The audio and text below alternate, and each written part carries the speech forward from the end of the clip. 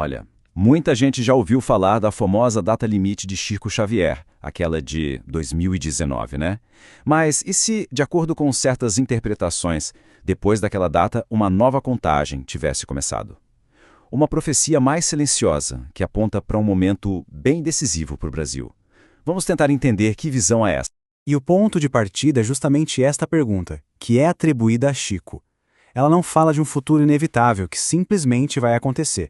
Pelo contrário, ela fala de uma responsabilidade que está nas nossas mãos, agora. É essa provocação que vai guiar nossa análise de hoje. Então, para a gente desemaranhar essa questão, nosso caminho vai ser este aqui. Primeiro, vamos entender a natureza dessa tal profecia silenciosa. Depois, a gente explora o que significa pátria do Evangelho. Aí, focamos no teste específico de 2026 para então descobrir a solução que é a proposta, a revolução íntima, e por fim, entender como o futuro estaria sendo construído neste exato momento. Ok, vamos começar então. E o ponto central aqui, olha, não é para gerar pânico nem falar de catástrofe. A ideia é mais como um alerta, sabe? Um chamado para despertar consciências que, segundo essa visão, estariam meio que adormecidas, funcionando no piloto automático. A narrativa que se conta é a seguinte: depois do marco de 2019, uma nova contagem regressiva espiritual teria começado, e ela aponta lá para 2026. Mas muita atenção, não se trata de prever eventos externos, tipo desastres. A profecia fala de um prazo para uma reavaliação interna, e é uma reavaliação profunda. Certo, mas para a gente realmente sacar qual é a dessa prova de 2026, a gente precisa dar um passinho para trás e entender o papel que, segundo essa visão, foi dado ao Brasil. É uma missão espiritual bem particular, que serve como base para toda essa história. E essa expressão, pátria do Evangelho, é a peça-chave de todo esse quebra-cabeça. Ela diz que o propósito do país não se mede pelo poder material, mas por ser um epicentro espiritual, preparado para um momento de transição global. Uma missão que, de acordo com a fonte, já existia antes mesmo do Brasil ser o Brasil. E é aí que entra a grande questão, a dualidade da coisa. Segundo Chico, essa condição de pátria do Evangelho não é um cheque em branco, uma garantia de bênçãos. Pelo contrário, é um compromisso que exige esforço, coerência, responsabilidade. E seria exatamente esse compromisso que estaria sendo testado agora. Bom, agora sim, vamos direto ao ponto central, a prova de 2026. O que ela realmente significaria, de acordo com essa interpretação? O ano de 2026 é apresentado não como uma data fatalista, mas como um lembrete. Um momento em que as consequências das nossas escolhas coletivas se tornariam mais claras, mais evidentes, forçando todo mundo a tomar consciência. E aqui, atenção, porque este é talvez o ponto mais importante de todos. A profecia não fala de um desastre natural, nem de um evento físico isolado. A fonte deixa isso bem claro, afastando essa ideia. A crise que é descrita, bom, ela é de outra natureza. A verdadeira crise seria a interna.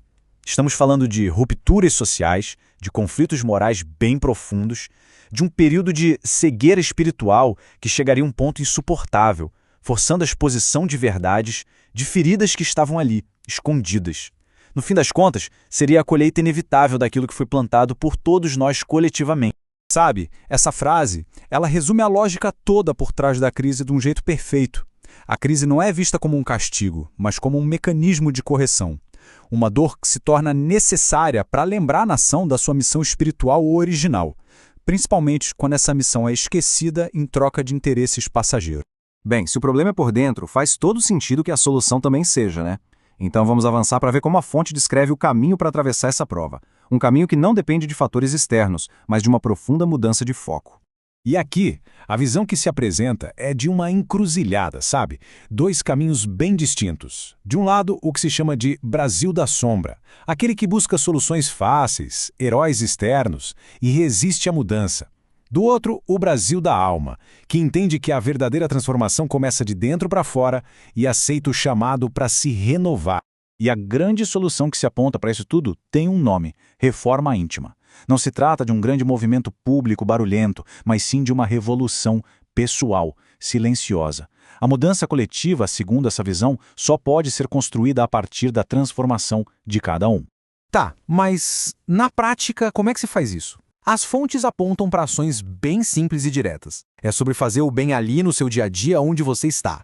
é ter coerência entre o que se fala e o que se faz. É agir com base numa fé consciente e não pelo medo. E, finalmente, viver um evangelho de atitudes, que vale muito mais do que um de palavras. E com isso, a gente chega a uma conclusão que é, francamente, muito poderosa. A mensagem é clara.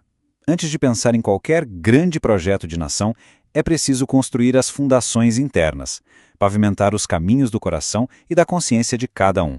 Isso tudo nos traz, então, para o nosso fechamento. Se a mudança é interna e se baseia em ações do presente, isso significa que o futuro não é um destino fixo, mas algo que está sendo moldado a cada instante.